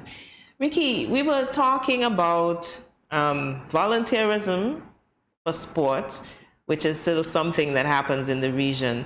But let's also look into the area of how our professional sportsmen and sportswomen get paid compared to international arenas. How does that figure out? Is it something that is done on the management level, or is something that is done on the local level? Well, I always say that professional sport takes a village, okay? So that village comprises, obviously, players, agents, and players' representatives. It could be union-type organizations. The management, where they are executive management, and of course, the board and the sources of funds, the sponsors, the people who pay at the gates, the fans, the broadcasters. You're in the broadcast business. You understand that for you to survive, you have to have revenue coming in at the broadcast. So it's not a simple equation. It's a fairly complicated equation. But ultimately, I can tell you that the volunteerism that I spoke about is at the grassroots level. That's where it starts. But generally speaking, it gets up to a professional level. And at semi-professional or the professional level, there is money being paid, not just to players, but to the people who take care of them, the coaches, the sports science people. There's a lot of sports science in sport, more and more sports science, more and more specialists, from massage therapists to physiotherapists to medical doctors, sports medicine doctors, especially those that have an orthopedic background. And obviously the specialist coaches. There are coaches, fielding coaches, batting coaches, bowling coaches. There's a lot that goes into it. These teams travel around now with anywhere from 10 to 15 supporting staff. Wow. Interesting. And so the cost of running professional sport is significant. And the balance has to be, as we said, the dance has to be able to pay for the lights. Yes. The money going out has to come from somewhere. And that's the difficulty in a small market like the Caribbean, where you don't have massive sponsors willing to put up millions of dollars and so on. But our players do fairly well. We're somewhere midway in the rankings of remuneration. That's good. By world standards, our professional players and professional staff get reasonably well paid. Okay. So is there room in the sport for both ODIs and T20s? Because we know T20s come with a hype, because we're excited for that. Yeah. Just 20 overs, and the ODIs are more laid back. There's room. It's a very shrinking calendar.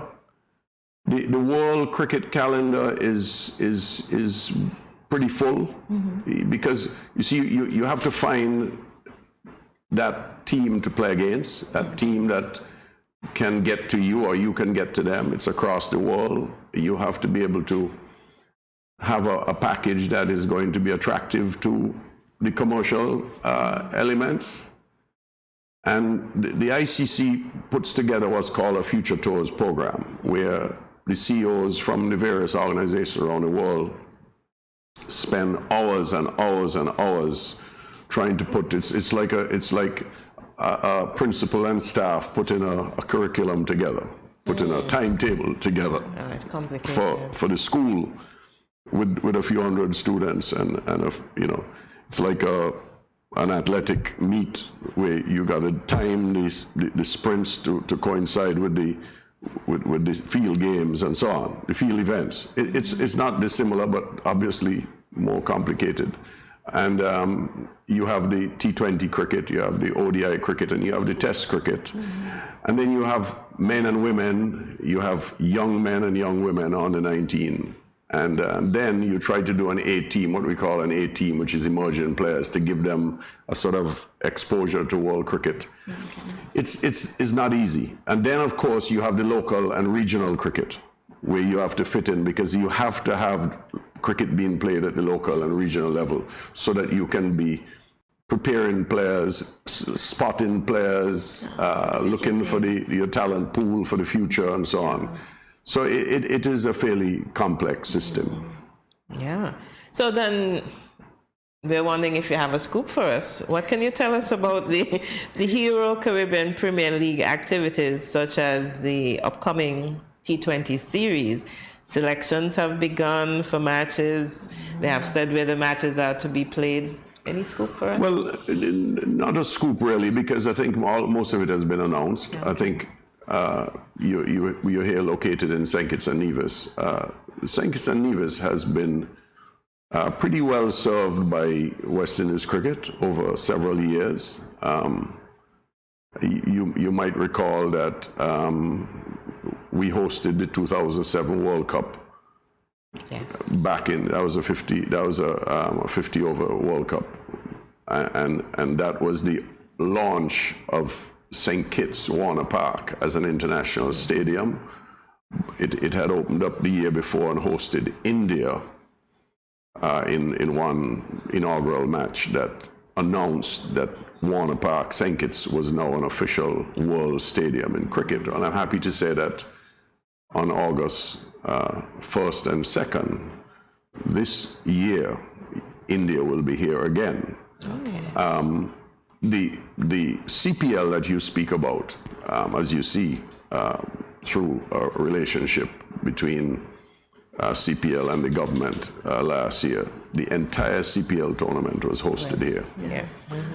It had to be done in one country as it had been done the previous year in Trinidad because of the pandemic. Yes. Let me just say that the pandemic has been a tremendous challenge for world sport generally, not only from the commercial perspective, but from the medical perspective. The protocols involved in keeping players safe and still running the movement of the players across the region through hotels, airports, airplanes, the loss of airlift across the region, and the extra cost of having to charter planes to move players, having to overnight players sometimes for 3 nights before they could catch a regular flight, moving from South Caribbean to North Caribbean. Yes. It's been a bit of a nightmare, but fortunately we were able to keep cricket going and then grow it again, and we pretty much back to normal scheduling, but not normal management. COVID is still a factor, and the more games are being centered in one venue now than before for that reason. Okay. We used to move the teams around a lot more than we are doing. Yes. Give more of the same event across the region. Now we having to do different events across the region. But because we know that redounds to economic benefit to each of those areas, these islands where the matches are taken. But in conclusion, can you tell us what the future of the sport looks like? Well, in the very short-term future, let me just say that women's cricket looks very exciting. I have to tell you that you're going to see women's CPL for the first time, and you're going to see it here in St. Kitts. Excited. You're going to see it here in St. Kitts. Heard it here first. The women's cricket, although commercially not yet viable, women's cricket is one of the fastest growing sports in the world. It is certainly the fastest cricket area at the moment growing. And the recent World Cup in in New Zealand, I think you saw it happening here in 2018 when the Women's World Cup was in the Caribbean. And since that time, women's cricket has continued to move. But one of the hallmarks of my leadership as Cricket West Indies president has been to invest heavily in women's cricket. As limited as the resources have been, we hired icon Courtney Walsh to lead our women's cricket program, and we've just come back from that same World Cup in New Zealand, where we did fairly well. We got into the semi-finals. It's the first time that we've done so well in an ODI tournament. Okay. Our women, like the men, play the T20 much better than they play the longer versions. But we're working on all fronts, and we have under 19 World Cup coming up in 2023, and the West Indies will be part of that. The Leeward Islands, where we live, have been the least active in women's cricket. Women's cricket is huge in the Southern Caribbean, but beginning to generate what we want to see in these islands, including St. Kitts. So encouragement and investment needed in these pads. Absolutely. So Cotton said there, I say that the future of cricket is female. It's female, of course. Power to the women. We got it directly from Ricky's character. I want the future of cricket to be both male and female. But the point is, you're absolutely right. The growth is going to continue to be women. All right. So, Vicky, thank you very much. As Cotentia said, it was our pleasure. We really enjoyed this interview, and we learned something in the process. So we'll be right back. Don't go anywhere. There's more GMSKN in store. Women of the future. Bless up, Dejo here, and I'm doing my part in the fight against COVID-19 by following all safety protocols and, most importantly, rolling up my sleeve for the vaccine. So I'm encouraging you to do the same, because that's our best shot of protecting ourselves, our family, and our friends. So don't wait, vaccinate. Let's roll up to roll out.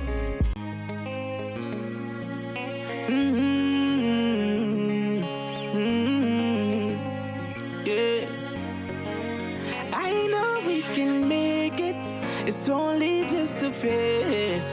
Once we're vaccinated, and everybody gonna be safe. Everybody gonna be one kind, one people.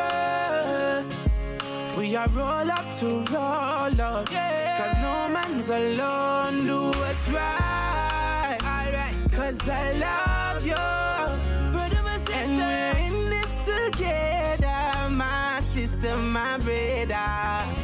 I don't wanna lose you.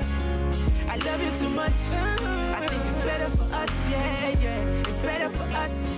Hey, I don't wanna lose you. I love you too much, yeah. It's better for us. Tell your mommy to roll up to roll out.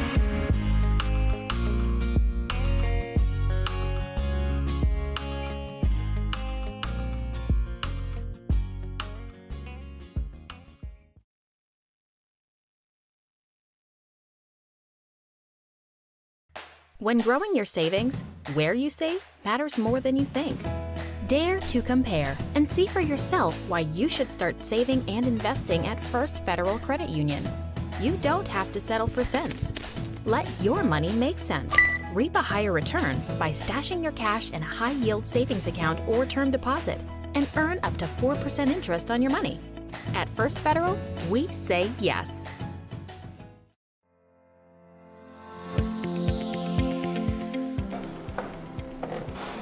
Did you know that there are certain seasonings that contain more salt than you actually need?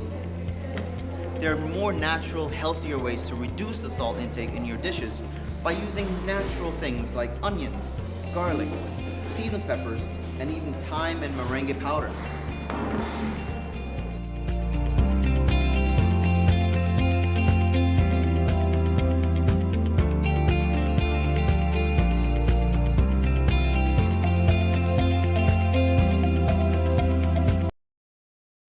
Welcome back to Good Morning SKN. It's time to have some fun.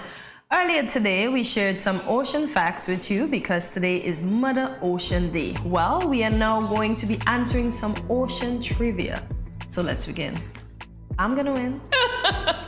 We'll see. The usual. Oh, Mother Ocean looks so pretty. Okay. Oh, you're supposed to read the question. I read it in my head. Okay, what is the largest ocean in the world? The Pacific Ocean. Okay, I'm gonna try. Although I think I have it wrong. The Atlantic Ocean.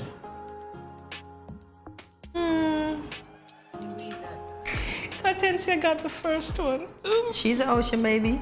Although she won't want to encounter that fish. See, I read it in my head. I'll read the next question. Yes, please do. Which man-made waterway connects the Atlantic and the Pacific Ocean? The Panama Canal? I don't think so, though. I would say the Suez Canal. I'm not sure. And Hortensia got the next one. Girl, I gotta do something. I can't let you take this one, Hortensia. Okay, then. In which ocean would you find Madagascar? I buzzed in first. I would say the Indian. Pacific. It pays to watch your cartoons. I like to move it, move it. Indian Ocean. Indian Ocean. Yep. Next question. The most volcanoes are found in which ocean? Ooh. Who got that one? I'll give you that one. Go ahead. Okay. I'll give you I'll try Atlantic. But wait, you didn't give me a chance. You didn't. It's all right. It's all right. It's all right. It's all right. I get it because I was just coming for that. They didn't let you try. No, that's all right. That's all right. Next one. Rubs hands together. How many of the Earth's surface is covered by the ocean? 80? 71. Gotta be 80. I got it. I got it. I got it. Ooh, oh, man. That's your question. Okay. As a percentage, how much of our oceans have been explored? I would say 25%.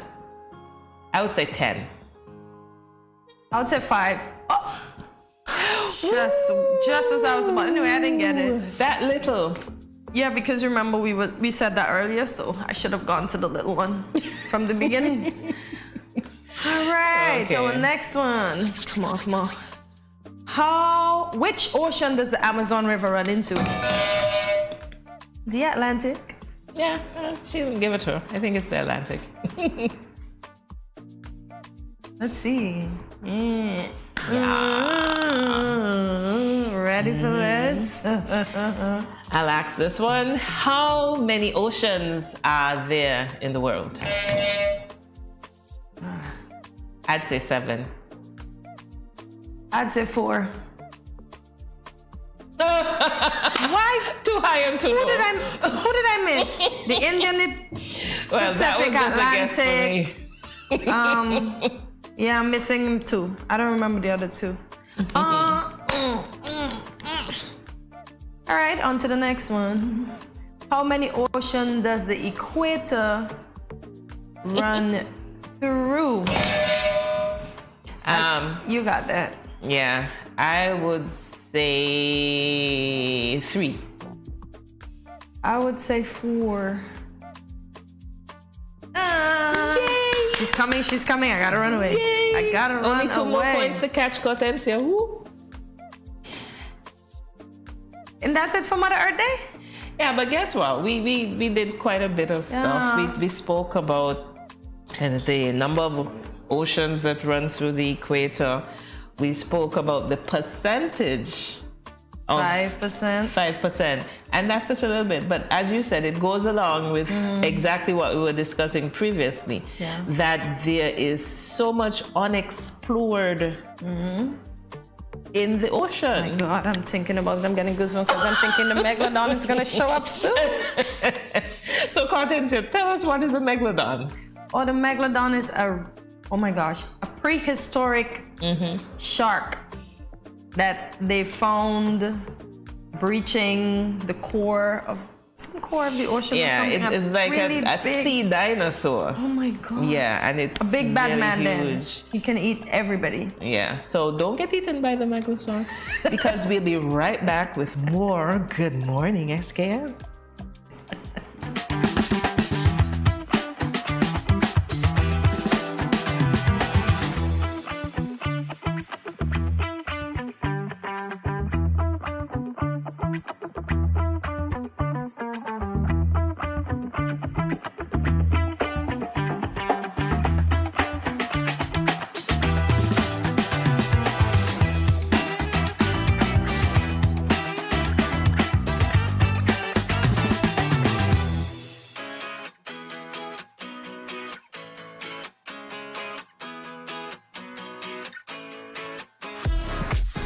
No cash, no card, no problem. Dad, embrace the freedom.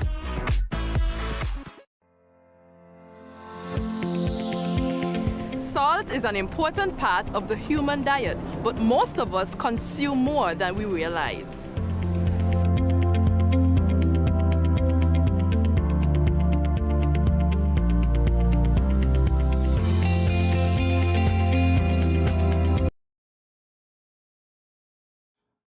Welcome back to Good Morning SKN. Hortensia, we're getting close to the end. And getting there. In this segment, we look at what's happening.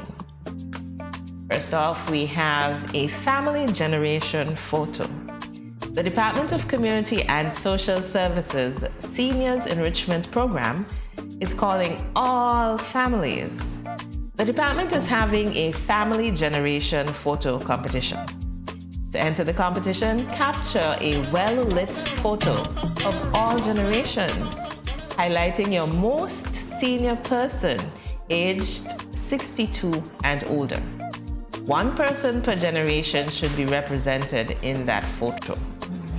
Then you email the photo to skbcommunitydevelopment@gmail.com or send it via WhatsApp to 762-5639. The competition ends on May 14th. All photos will be uploaded to Facebook, and the first, second, and third photo with the most likes will win. So let's see what you're gonna win. First place, $400, a $400 senior gift basket and a family photo shoot. Cool. And second place, $300 and a senior massage. Third place, $100 and 6 movie tickets. That's really family oriented, isn't it? Yes, yes. Your family has until May 14th to submit its photo for a chance to win those amazing photos and prizes. So gather your tribe and show the number of generations in your family. That sounds exciting. I only have 2 generations in mine. Sad to say, all my grandmas and everybody went on, so it's just my mom and us. Okay. And my niece and nephew. So that's right. it. So for that one, you have to get adopt a grandmother. You know, we can do that, right? The same way you can adopt a child, you can adopt a grandmother or grandfather. Sorry to be sexist, but yes, and or a grandfather. And, you know, they can become a part of your family. And so for that photo, we need somebody who is 62 or older, plus the other generations of the family. And you take the photo, and then you send it in, and then it gets uploaded. And persons online, here's your opportunity as well. You can check and see which one you like. And then the one with the best likes are the winners. Exactly. $400. So we continue now with a pop-up shop. Miss D's Natural Hair will be hosting a pop-up shop today, Tuesday, 10th May in Camps Nevis from 1 p.m. to 4 p.m. So Nevis, Miss D is there with you. Miss D's mission is to inspire healthy natural hair and scalp care habits through professional guidance and exceptional service. So if you're having scalp issues, experiencing hair loss, hair thinning, or just have questions about hair care, just pop in to Miss D's Natural Pop-Up Shop. She will be offering consultations, styling, and so much more today from 1 p.m. to 4 p.m. once again in Camps Nevis. So Nevis, go out and show support to Miss D. Yeah, and Hortensia, you're rocking the natural hair today. So, you know, that's something that we as Black women can be really proud of. Yeah, we can wear our hair anyhow. Our hair is so versatile. I know. I am not my hair, but my hair is good. So, Hortensia, before we go, I want to give a shout out to Jamie. So, Jamie, hi! All the best with your studies. Yep. Hope you're batting up the exam. And we look forward to that surprise that I mentioned. Viewers, remember, there's a surprise. Oh my God, I'm looking forward to this surprise. Jimmy, you coming back tomorrow? I didn't you tell her. You come back tomorrow, Jamie? Tomorrow, Jamie, let me know. Tomorrow. So remember to follow us on our social media platforms, including Facebook, Instagram, and of course YouTube, all at Studio 327 INC. Like, subscribe, follow, and share. And we always ask that you leave us a comment and let us know what was your favorite part of today's show, or what guests and topics you'd like us to discuss next. Yep. And here is where we say see you tomorrow at 8 a.m. when you will begin your morning with us right here at Good Morning SKN. Have a great day, guys. Enjoy the rest of your day.